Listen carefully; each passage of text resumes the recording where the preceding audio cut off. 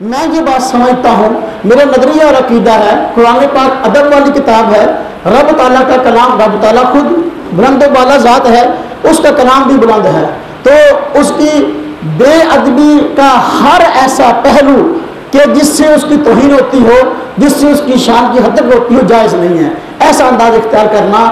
اور اس میں دیکھو ایک یہ بات بھی آتی ہے کہ قرآن کریم اللہ کا کلام ہے، اس کے آداب میں سے ایک بات ہے کہ آدمی جب اس کو کہیں رکھے تلاوت کر کے تو اس کو کہیں اونچی جگہ رکھے۔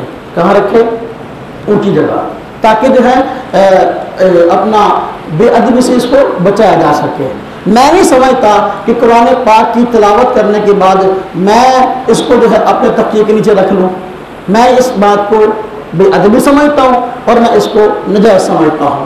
لیکن ان ادراک کی کتابوں میں خاص طور پہ نظر الابرار، اس میں لکھا ہے، معروف کتاب ہے، کتاب کا نام نظر الابرار من فقہ النبی المختار، نیک لوگوں کی مہمانی نبی پاک صلی اللہ علیہ وسلم کی فقہ سے۔